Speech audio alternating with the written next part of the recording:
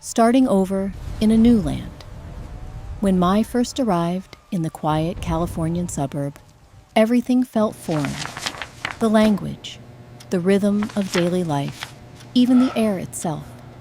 With her husband Daniel and his mother Helen, Mai moved into a modest two-story house, nestled among leafy streets and white picket fences. The loss of her own parents in a tragic accident still haunted her, leaving a hollow ache in her chest. Yet she tried to meet this new chapter with hope.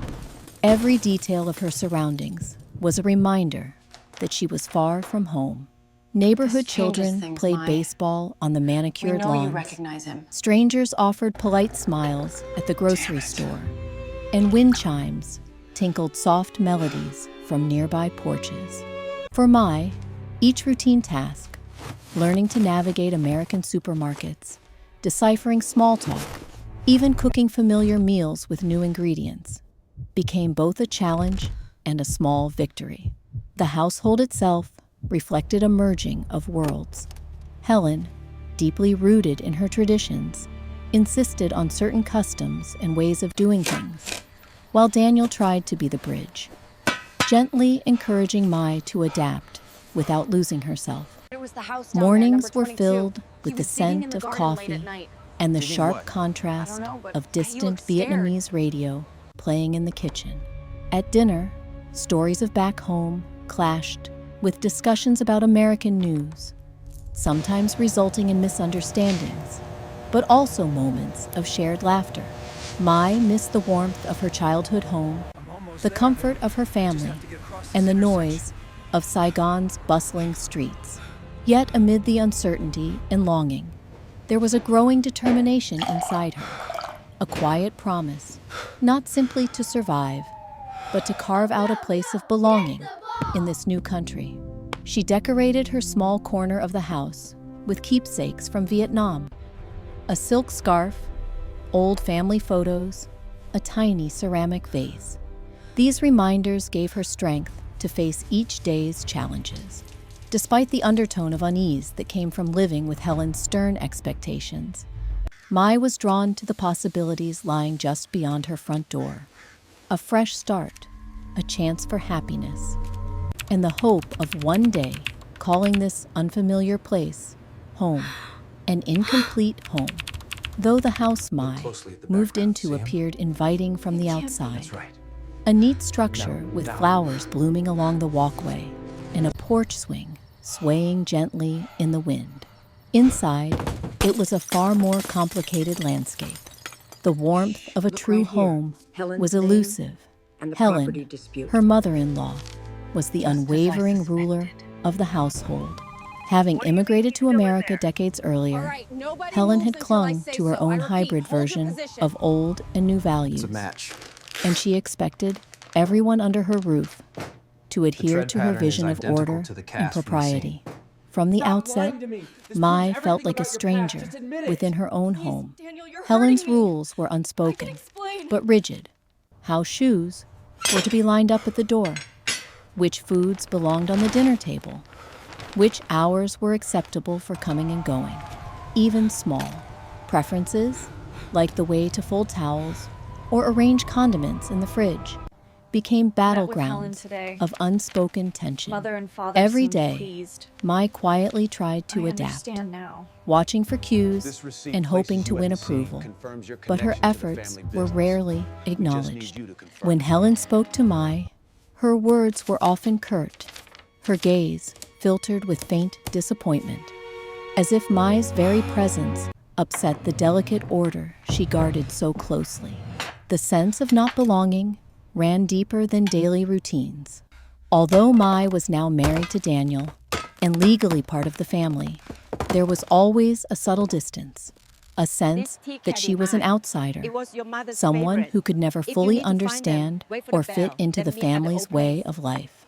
Helen frequently brought up old family stories, using phrases or inside jokes that excluded Mai, sometimes even switching to English idioms or references Mai didn't yet grasp. Family photos displayed proudly on the mantle mostly showed scenes from before Mai's arrival. reminding her that she was a recent, perhaps temporary, addition. Daniel tried to mediate and soften the edges of conflict, but even his presence couldn't bridge the emotional gap in the household. When tensions ran high, he'd often suggest they give everyone some space. But the space itself only grew heavier, as if the house was waiting for something to break the silence. Despite Mai's longing for genuine acceptance, every interaction seemed to reinforce the boundaries between her and Helen. The simple comforts of home, a shared cup of tea, an evening spent watching TV together, the security of knowing her efforts were enough, remained elusive. Instead, there was an underlying current of judgment, as if Helen was always measuring, always silently deciding whether Mai had met her expectations or fallen short. The house, despite its outward charm, was filled with invisible walls, dividing the hearts of its inhabitants. For Mai, it was a place of unresolved tension and quiet longing, where the dream of a true home felt just out of reach. The painful endurance. For most people who met her, Mai seemed reserved, but unfailingly polite. At dinner parties, Helen hosted for old friends and fellow members of the church. Mai quietly refilled glasses, nodded with a gentle smile, and busied herself clearing plates before anyone noticed her presence.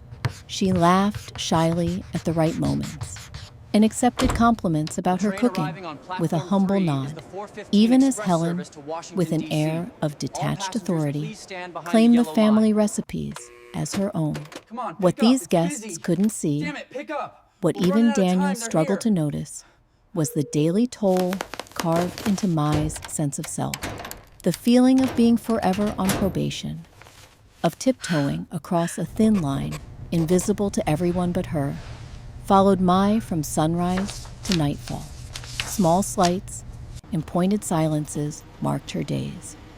The way Helen's mouth tightened at Mai's imperfect English, the narrowed eyes catching every slip in household order, the soft but unmistakable sighs if Helen thought a dish was too salty or not quite right. These moments accumulated, etching themselves deeper than the language barrier or cultural distance ever could. Every day followed a script Helen had written over years of living as the matriarch, and there was little room for deviation. Mai often rose before dawn so she could prepare breakfast the way Helen preferred. Coffee piping hot, toast barely browned, fruit wedges cut thin, and lined up in just the right sequence. If Daniel offered to cook or tidy up, Helen would make a remark, sometimes in English, sometimes in her native tongue, about men doing women's work, or the old ways never failing. These words, always delivered with the politeness expected in an American home, nevertheless weighed heavily. Over time, Mai learned which battles weren't worth fighting. The right towel to use for drying dishes, the precise order of spices in the pantry, the shoes faced outward or inward by the door. Tiny rules, each inconsequential alone, added up to a labyrinth that left her with little energy for herself. Though Helen didn't insult Mai outright, her judgments were omnipresent, wrapped in feigned concern, or buried in so-called helpful advice. Maybe next time, you can use less fish sauce. It's a bit strong for American noses, she'd remark, even as Daniel's bowl was emptied first. Tensions never boiled over into outright arguments, but lived as a persistent undercurrent, one that left Mai quietly adjusting, always bracing herself for the next subtle test. If Mai received mail in Vietnamese, Helen would purse her lips and comment on the challenges of integration. If she called a relative overseas, Helen would ask, "Still homesick?" in a tone that made the longing sound like a weakness rather than a memory of love. What looked, from the outside, like Mai's gentle patience was, in truth, a form of survival. She learned to listen far more than she spoke, to smile away the sting of Helen's dismissals, to smooth her accent and minimize her presence, like a shadow in daylight. Daniel, loving but caught between loyalties, rarely saw the full picture. When Mai tried to share her hurt, he'd say, "She means well," or "She'll come around." To keep the peace, Mai began to surrender her small joys, the food she liked best, the music she missed, even the stories about her childhood. Sometimes, she tried to convince herself these sacrifices were acts of love, a price to pay for stability, to repay Daniel's unwavering support during her worst years. Other times, late at night, she wondered who she was becoming. The silence within the house was not only absence, it was filled with words left unsaid, emotions suppressed until they became dull aches beneath the skin. At family gatherings, Helen would steer conversation toward memories Mai did not share. Inside jokes in English that passed over her head, stories of the old country told in ways that excluded her. When neighbors asked how Mai was adjusting, Helen would answer for her, always finding a way to highlight her own patience as the family matriarch. Even the walls seemed to observe and side with Helen's order. Pictures from decades past, none of Mai's family, only Helen's relatives and Daniel at various stages of his life. The only reminders of Mai's parents were tucked discreetly in her bedroom, a well-worn photograph, a silk scarf folded in a drawer, a letter she read in secret. For reassurance, sometimes the tension broke in tiny private rebellions. Mai might let herself linger over a call to her aunt in Vietnam, or add a little extra spice to her own bowl of soup, savoring the familiar heat, even as the others complained it was too much. These were small assertions of selfhood, hidden footholds in an existence ruled by someone else's comfort. But mostly, Mai endured in quiet, never responding in anger or protest, protecting herself with a shell of agreeableness. Helen, for her part, never called Mai cruel names, nor did she strike out in obvious ways. Her weapons were the expectations she wielded like a shield, against uncertainty, against change, against the idea that her son might build a new life, influenced by someone outside her careful design. If friends asked, Helen would swear she'd welcomed Mai with open arms, and that any hardship was merely the growing pains of blended family life. It was in the details, the missing invitation to a neighbor's potluck, the way Helen corrected Mai's recounting of a story, the long pauses that signaled disapproval without a word spoken, that Mai felt her smallest. Some evenings she'd sit in her room, diary open and pen in hand, and let herself grieve what she had lost. The spontaneity of living, the comfort of belonging, the unguarded laughter shared with her parents in a sunlit kitchen thousands of miles away. If she ever faltered, Mai reminded herself how far she had come. She tried to balance gratitude for Daniel, who loved her fiercely, with the reality of her daily isolation. She told herself that one day, things might change, that her resilience would be rewarded, that Helen might finally see not just a daughter-in-law, but a woman deserving of kindness. None of this was visible on Mai's face as she moved through each day with steady hands and quiet words. Friends who dropped by sometimes told Daniel how lucky he was, how harmonious their family seemed. And when Helen told stories at church gatherings about her dutiful daughter-in-law, Mai would simply smile, nodding along, her real thoughts locked away with her memories and hopes.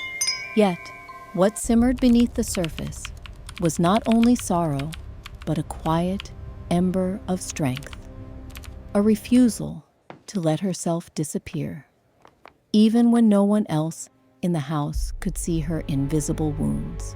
Every slight, every silent dinner, every withheld word became another stone in the path. She was laying, step by tentative step, toward a future where endurance would finally give way to something more. Silent accumulation. Within the walls of Helen's immaculate house, Mai's days passed slowly, marked by the ritual of silent endurance. No one, not Daniel, not the friendly neighbors who waved from their front yards, suspected that quiet Mai, always so courteous and self-effacing, was constructing a secret world beneath the surface, a world built on observation, memory, and the steady documentation of every slight and injustice. After months of swallowing her pain, Mai realized that passivity alone would never protect her. Exactly as we The discussed. boundaries around her, There can be no invisible mistakes, Helen. yet suffocating, could not be breached The associate, by he's patience higher up than you or think. obedience. He controls the In the entire darkest shipping hours of the union. night, while Helen and Daniel slept, Mai busied herself the at entire her small network. desk in the Right corner here, of her bedroom. This is the With man at the trembling top. fingers, We she finally have him. documented every incident, a raised voice, an unfair accusation, a carefully uttered insult disguised as advice. She wrote everything in a worn, leather-bound journal, its pages thick with ink and unvoiced frustration. There was the morning Helen accused her, albeit indirectly, of hiding the keys, drawing a sharp comparison with how things used to be done before Mai arrived. Or the evening Helen dismissed a traditional Vietnamese dish Mai had carefully prepared, stating in front of Daniel, "Maybe next time, cook something we're more used to here." As if erasing Mai's sense of identity would solve all household challenges. Each of these moments, as minor as they may have appeared to an outsider, was captured in Mai's meticulous notes. She transcribed Helen's choice of words, her body language, the arch of an eyebrow, the dismissive wave of the hand. Under each account, Mai allowed herself to record her own feelings: humiliation, anger, the doubt that crept in as she wondered if Helen was right. As the weeks went on, Mai's secret archive expanded. Soon, she began to fear that she might one day doubt her own memories, that the ceaseless erosion of her confidence might make her question whether things had been as unfair as she thought. To guard against that, she started collecting more objective proof. When Helen scolded her about the way she hung Daniel's dress shirts, asserting, "I've told you a dozen times, this is the American way," Mai quietly set her phone to record the reprimand, a voice memo, saved and emailed to herself for safekeeping. When Helen criticized her English to Daniel, saying, "You really need to speak to your wife about sounding more American," Mai found an old digital recorder and left it running in her pocket during the dinner hour. At first, she felt guilty. Was this some secret betrayal? Evidence of a bad daughter-in-law? But with every stifled tear, every sleepless night spent going over the thin line between survival and complicity, her conviction grew. Technology became Mai's silent ally. She snapped photographs of notes Helen left on the refrigerator. "Please don't use so much fish sauce. It makes the whole house smell." Or, "Next time, ask before inviting someone for lunch." Each passive-aggressive message was another thread in the web she quietly spun. She saved text messages, some sent directly to her, others to Daniel, but clearly about Mai, always treaded in the language of concern, but stinging with a lack of trust. "Did you check if Mai locked the door last night? Sometimes I worry about her habits." All these digital traces were carefully organized into folders on a cloud drive only Mai could access. Her habit of chronicling events extended to the social world, too.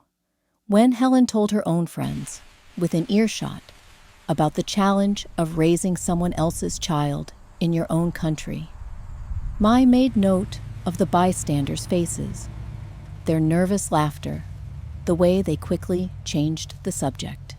She reflected on interactions at family gatherings, Helen's controlling hand on the conversation, pushing aside Mai's attempts at contributing, and even correcting the stories Mai told about her own childhood to make them less exotic. Mai's documentation was more than a collection of grievances. It was a lifeline.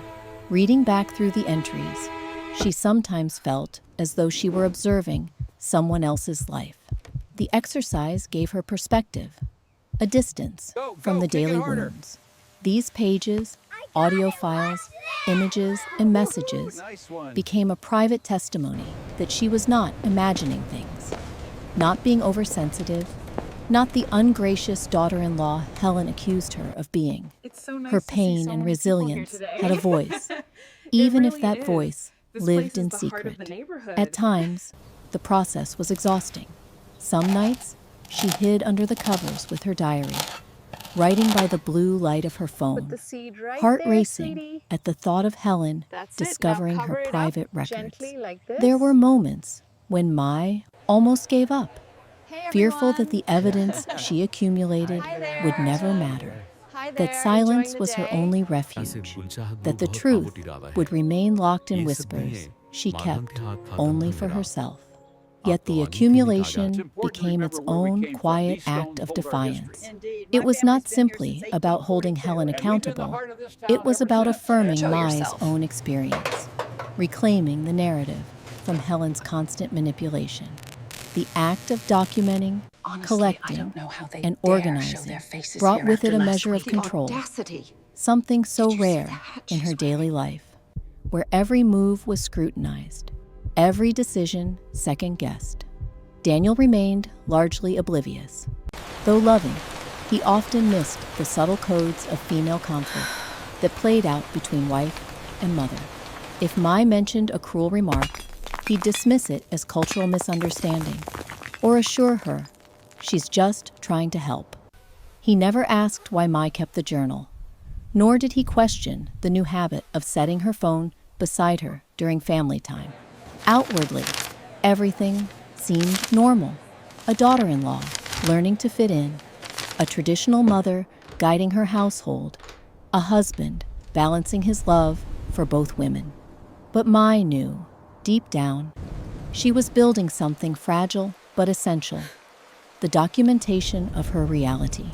Quietly, she updated her archives every day, strengthening her resolve. If Helen ever accused her of causing trouble or being ungrateful, Mai would have the truth to stand on, a foundation no one could deny simply because it made them uncomfortable. The approach may have been painstaking, even paranoid to some, but to Mai, it was survival, not only for her own sanity, but for the dream that maybe, one day, the weight of evidence would tip the scales toward justice and self-respect. The silent accumulation continued. Each file, memo, and photo, a small assertion that Mai's story mattered. Throughout it all, the question remained, when, if ever, would she use this carefully built arsenal? For now, it was her secret, both shield and sword, a record of every unkind word, every act of erasure, every small victory of her own determination. As autumn settled over California, Mai pressed on, determined to bear witness to her own life, refusing to let silence muffle the truth any longer. The day would come, she promised herself, when these silent records would speak out loud, not just for her, but for all the quiet daughters and strangers in strange lands who had endured, documented, and waited for the chance to make themselves heard. Reaching the breaking point, as the clocks turned back for autumn and the days in California grew shorter, Mai felt her life shrinking with them. The rhythm of the house never changed. Helen's footsteps on the stairs early in the morning, the rustle of grocery bags as she dictated her shopping lists, the television humming with the same evening news anchor. Yet, within Mai, something had changed. Each quiet humiliation, each coded criticism, and every passive-aggressive note on the white refrigerator had piled up until the weight became unbearable. It started as an ordinary Wednesday. The air was crisp, the golden leaves on the front yard blew aimlessly, and Mai spent her morning scrubbing the kitchen, determined to stay ahead of Helen's expectations. As lunch approached, Helen entered, scanning the spotless counters, searching for any out-of-place crumb or spot. Lunch passed in silence, except for Helen's remark about a soup being too fragrant. Advice delivered with a smile that never reached her eyes. Daniel, working from home, joined them late, offering Mai a gentle squeeze on the shoulder. She smiled, but her eyes flickered just past him, toward the window, as if searching for an escape that wouldn't come. The breaking point arrived, not with a scream, but with a whisper, one that slipped like poison into the fabric of a quiet afternoon. Helen, having misplaced some cash she'd withdrawn for church donations, called Mai and Daniel into the living room. The air immediately felt cold. Clutching her purse, Helen's voice trembled between accusation and disappointment. I know I put it here. I just hope no one did anything careless with it, she said, eyes settling sharply on Mai. Daniel protested, but Helen's implication was clear. She didn't shout. She didn't need to. Her tone did all the work, carving another gash into Mai's already tattered dignity. Mai felt her chest tighten, anger and shame warring silently inside her. Years of being the outsider, the polite smile, the uncomplaining daughter-in-law rose up, threatening to spill over. For a moment, no one spoke. The silence stretched, punctuated only by the ticking wall clock. Later that night, as Daniel tried to comfort Mai, explaining again that his mother was stressed, that she didn't mean it, Mai sat on the edge of their bed, hands trembling from something deeper than exhaustion. It was not just about the missing money. It was years of swallowing words and sacrificing identity for the sake of peace. Daniel fell asleep beside her, but Mai couldn't rest. She walked quietly to her desk, where her journal, her digital archives, and her determination awaited. She read back through her notes, listening to one of Helen's voice memos, as if reminding herself that these injustices were real and not figments of her wounded imagination.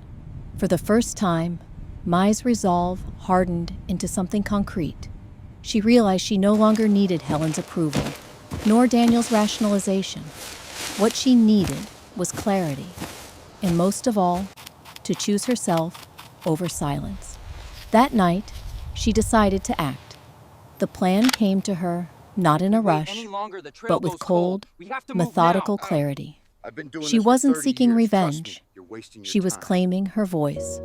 Mai began to organize the months of documentation she had collected, the photos of belittling notes, the cloud folder of text messages questioning her integrity, the voice recordings of Helen's dismissive words, the annotated journal entries mapping out each slight. She sorted everything carefully, ensuring dates, times, and context were clear. She rehearsed in her head how the truth would be revealed, not as a weapon, but as undeniable evidence. The days that followed were a blur of anticipation and nerves. Helen's treatment did not improve. Take your time, if anything, sweetie. the tension in the house okay if it's hard. seemed to grow heavier, as if on the edge Just of tell me thunder. what you remember. Mai caught her mother-in-law, watching her out of the corner of her eye, lips pressed into a thin line. Daniel, sensing the currents, suggested they all have a family meeting to clear the air. The idea, meant to foster understanding, landed like a cold stone in Mai's chest. She agreed, but this would not be another attempt at polite compromise. The night of the family meeting, Mai's heart beat furiously, her hands cold but steady.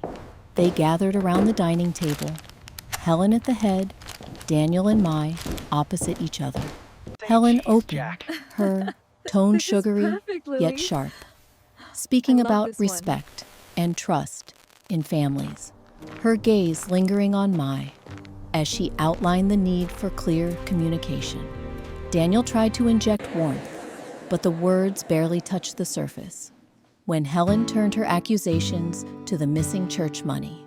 Again, letting the implication hang in the air, Mai finally spoke, not in whispers, not through indirect gestures, but with a newfound firmness. "I know you don't trust me," she began, meeting Helen's gaze directly. "You don't have to believe my words, but you do need to see the truth." From her lap, Mai pulled out a manila folder thick with printed emails, transcribed notes, photographs, and a memory stick. Calmly, she set it on the table.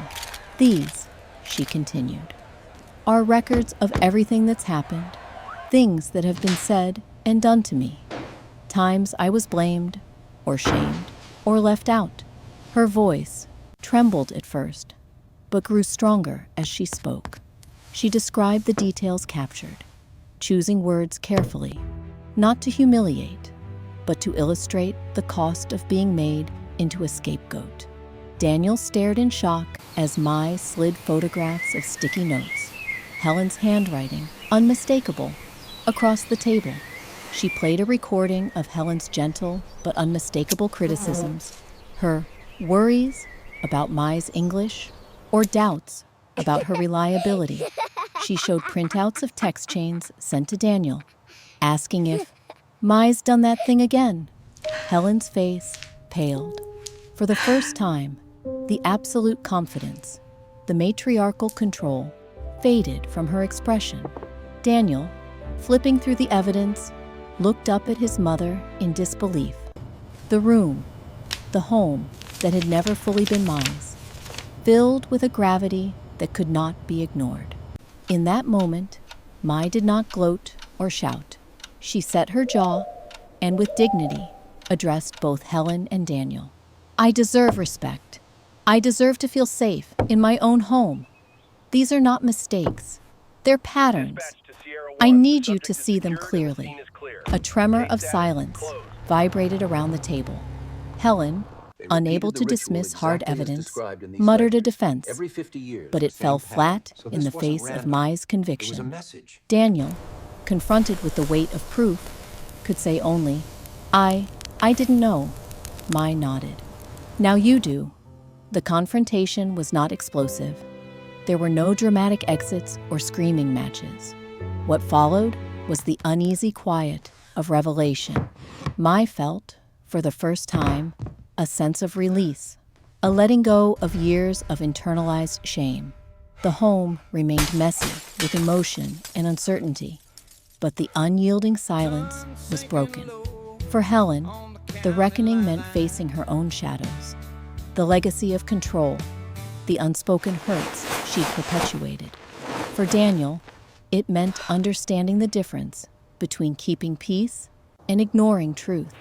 And for Mai, it meant stepping into the light, uncompromising, refusing to let her pain and patience be erased. Through this act, Mai transformed her quiet suffering into a call for change.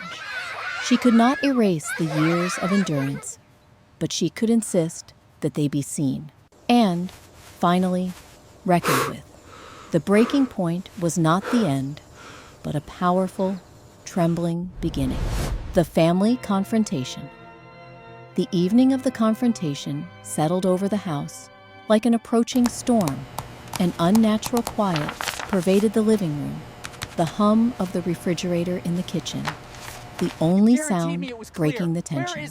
Daniel had called the family meeting at Mai's suggestion, not fully aware of what was coming, but noticing too many cold silences and weary looks to ignore any longer.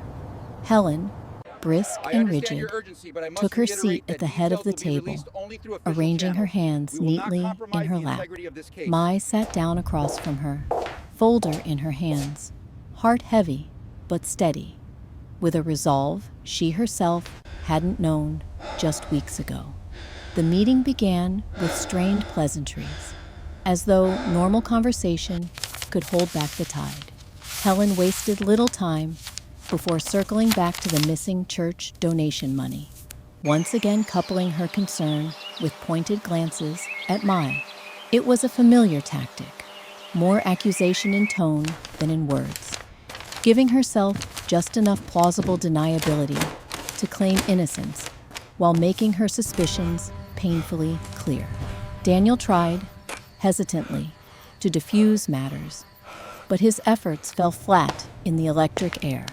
The family had been tiptoeing around the rifts in the household for months, maybe longer, but on this autumn evening, there was no more room for pretense. Mai's voice, when she spoke, was calm. That's a clean print. There was no trembling, no hesitation. "I'd like the chance to explain what I've been experiencing in this house," she began, looking not just at Helen, but at Daniel, too. "I know it's not easy to talk about these things, I advise you to but I examine can't these go specific on pretending withdrawals. I'm not They were hurt." flagged internally, Daniel nodded, but overlooked until uneasy now. but attentive. Helen's lips pressed into a thin, defensive line. Carefully, Mai opened the folder she'd brought to the table. Inside, months' worth of documentation, a mosaic of small injustices and larger wounds, painstakingly gathered so that her reality could no longer be dismissed. There were printed screenshots of text messages in which Helen had questioned her. They said they hid it in the Notes lockers found at the stuck station, to the not the refrigerator, bus terminal. written in terse, I heard them belittling talking just before language, homeroom. transcripts of voice memos, The moon watched Helen's over the own quiet words, house as criticizing everyone Mai's slept soundly, English, safe insinuating and she warm was in their beds. incapable of adapting, and mocking her efforts with helpful suggestions that cut more than they healed. She laid each item on the table with quiet deliberation. "These are not things I want to hold against you," Mai told Helen, her tone free of venom, but edged with exhaustion. "They are things that have happened. You don't have a I need choice. you to see them and Tell to us where it is now, understand or how she much pain dies." they caused." For months, Okay, fine. Mai had carried the burden of invisibility, wondering if she was too sensitive, if the problem was within her. But as she spoke, her sense of isolation began to crack, replaced by the subtle, liberating weight of being seen at last. Helen's face went from surprise to disbelief, then to cautious recognition. For once, her composure faltered. "I never," link. He she was never at began, the second location. but It Daniel had to be her. interrupted, picking up a printout from the pile. "Mom, look at this," For he years said I was softly, afraid. reading But I aloud a stand before message you now where Helen to had ensure openly this never doubted happens to Mai's anyone else responsibility again. in front of his own friends. His tone was not accusatory, but it was firm, almost pleading for perspective. The examples piled up. The audio recording of Helen's disparaging remarks at dinner. A picture of a sticky These are note for you. forbidding certain Just ingredients focus in on Mai's healing food now. for fear Everything the is going to be smell all right. would offend. Annotated descriptions of incidents where Helen had purposefully excluded Mai from family plans or belittled her in front of guests. Helen's eyes flicked from Daniel to the evidence on the table, then to Mai, her mask of control dropping in increments. "It wasn't meant to hurt you," Helen finally offered, her voice rawer than Mai had ever heard. "I just thought I was protecting my family and Daniel. You have to understand, it's not easy for me, either. For any of us." Mai replied, quietly but firmly. "I left my own home, my country, everything familiar, to build a life here. I never wanted to replace anyone. I only wanted to belong. I know I make mistakes, but I am trying. Every day. I can accept your expectations, but not if I'm always made to feel lesser, or that everything wrong is my fault." The conversation that followed was not a tidy resolution, but a painstaking excavation. With each page and recording, Mai recounted not just the Did you hear about details, the latest project, but the Mark? feelings layered I'm beneath not really them. interested right now, The Ethan. humiliation at being I think we should second-guessed, just enjoy the the meal. pain of having her traditions dismissed as weird, the loneliness of never being fully trusted. Daniel listened in growing dismay, realizing with each example that his attempts to mediate had sometimes made Mai's ordeal harder, not easier.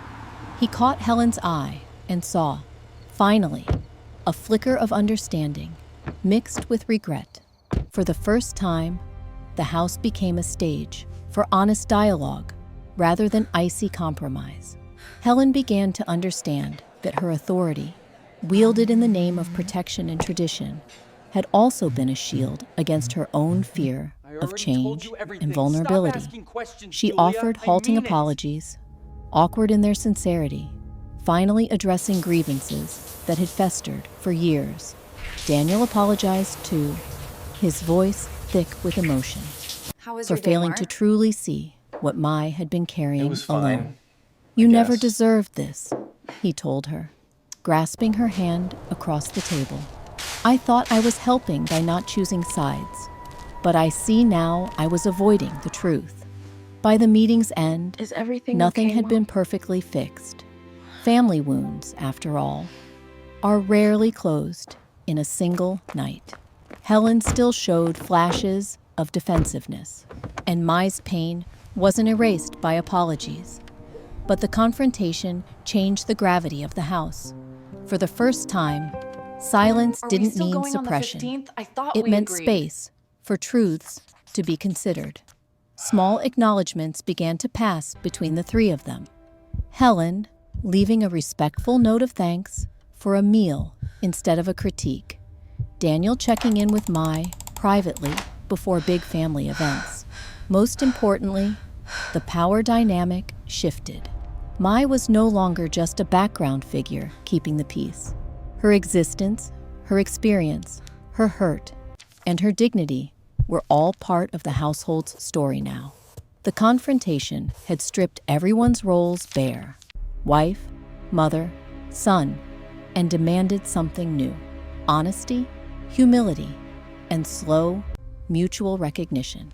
In speaking her truth and laying her pain bare, Mai began the long process of reclaiming not just her place in the house, but her own sense of self. Change came quietly, in increments. Mai started taking regular calls with her aunt in Vietnam in the open, no longer retreating to her bedroom. At dinner, she spoke up more often about her day. Helen, for her part, slowly began to ask Mai about her family, not in the clipped style she previously reserved, but with curiosity that, over time, became genuine. Though wary, both women sometimes found common ground in shared recipes, laughter over a silly television drama, or stories of their childhoods in faraway places. The confrontation didn't end with shouting or ultimate victory for any one person. It ended with tears and a fragile, earned hope that families, even broken and imperfect, can begin again through the difficult, necessary work of truly seeing each other. For Mai, the night marked not just the breaking of silence, but the beginning of something both braver and more enduring. A home formed from the courage to confront, forgive, and move forward. Turning the tide. In the fragile weeks after the family confrontation, a subtle but undeniable shift began to take root in the house. For a long time, Mai's existence had been defined by adaptation, silence, and enduring indignities for the sake of temporary peace. Now, for the first time, she stood squarely in her own story, no longer content to blend into the wallpaper, no longer willing to let others write the script of her life. Helen, who once presided over every detail, was suddenly faced with evidence she could not refute. The proof Mai had presented, the meticulously organized notes, the screenshots, and audio recordings, worked not as weapons, but as mirrors. Helen, forced to look without flinching at what she had done, retreated inward at first. She spent days moving quietly around the house, her presence less commanding, her tone less certain. She avoided confrontation, and for a time, the household seemed suspended, uncertain, tiptoeing around new boundaries. But Mai, having spent years learning to read tension and subtext, recognized this silence as something wholly different than the old kind. This was not the crushing quiet of erasure, Good. Here's your change. where her feelings I hope you disappeared enjoy 'em. into the void. It was the wary, fertile silence of change. People were watching her now, not to judge, but because they had been startled into seeing her at last. Whereas once she had followed, now she initiated. The morning after the meeting, Mai set breakfast on the table without trying to match Helen's rhythm. It feels She good, voiced doesn't her it? preference needed this. for the radio station, switching from Helen's customary news to a gentle Vietnamese ballad. She started including her own favorite herbs in the soup, a little too much cilantro, perhaps, for Daniel or Helen, but a taste of home she hadn't let herself savor in years. Evidence of hard In small, work. consistent ways, Mai made her presence felt, rearranging shared drawers to include her keepsakes, hanging a framed photo of her parents in the hallway, suggesting menus, and inviting her own friend for tea on a Saturday afternoon. The family dynamic inevitably wobbled as it realigned. Helen was visibly uncomfortable the first few times Mai asserted herself. She stiffened when Mai answered a question directly instead of demurring or glanced at Daniel for support. Sometimes, Helen would bristle at these changes, her eyebrows arching, her lips pursing in what used to be a cue for Mai to apologize or retreat. But Mai no longer shrank from these moments. When Helen made a disparaging remark about the smell of a certain dish, Mai responded in a calm, even tone, explaining why the spice mattered to her and inviting Helen to try it before objecting. Something unexpected happened. Helen did not explode or escalate these exchanges. Instead, she began to show unfamiliar hesitation, sometimes even curiosity, if only in fleeting moments. The evidence of Mai's suffering, combined with Daniel's new awareness, created a social contract. Helen could no longer exercise power unchecked. Daniel himself became more vocal in support of his wife, gently but firmly countering his mother's passive aggression with statements like, "Mom, Mai's way is also a good way," or "Let's all try something new together." These interventions, small but consistent, shifted the emotional balance of the house. Mai's quiet endurance morphed into active self-advocacy. She started allowing herself the space and time to pursue activities outside the home. On weekends, she joined a Vietnamese book club at the local library. She found work tutoring immigrant children, using her own experience as a bridge to help others adjust. She reconnected with old friends over video calls, and some afternoons would light incense and pray at a tiny altar in her room, a practice she had abandoned out of embarrassment. These small acts were both healing and transformative, reminders that Mai was not just a passive participant, but an architect of her own fate. Not all days were easy. There were setbacks.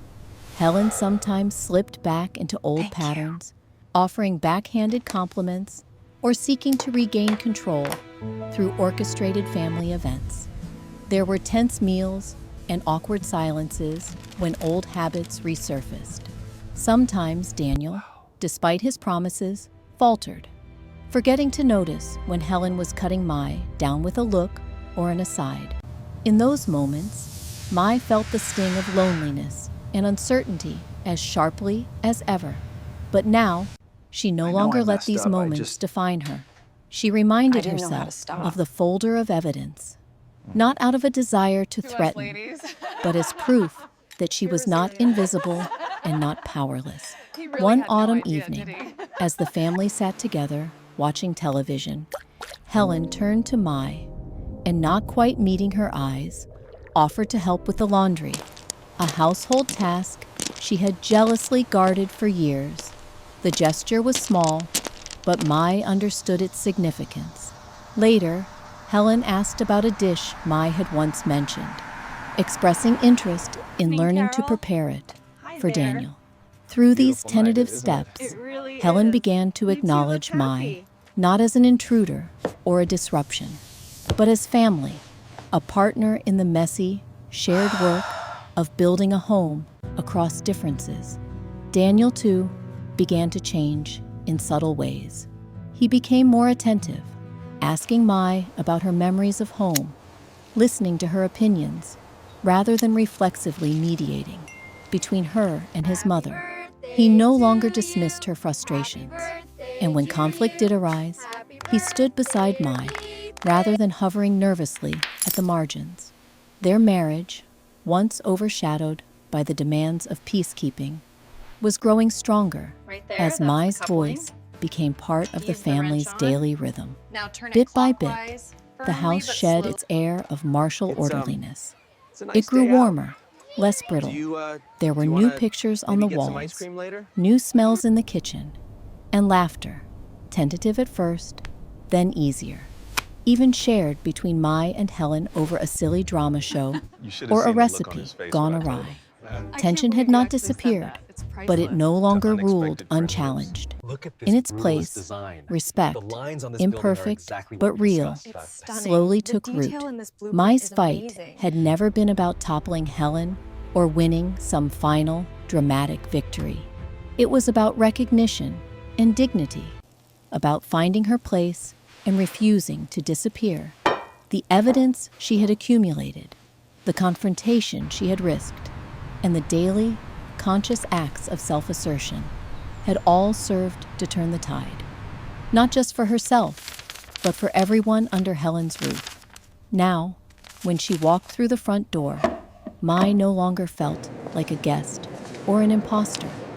The home was still full of challenges, old wounds, new misunderstandings, and the incessant work of rebuilding trust. But it was also full of possibility. As autumn deepened over California and a new light filled the windows, Mai allowed herself a quiet sense of pride. She had turned the tide, not by force or anger, but by refusing to let her story go untold. By standing up again and again for her own worth. There would still be hard days, but Mai knew she could meet them. Her past endurance, once a shield, was now a source of strength, a reminder that transformation, though painstaking, is possible. In the end, Mai's greatest victory was not winning a battle against Helen, but reclaiming her place, her sense of self, and the hope that, here in this imperfect home, she could finally live out loud.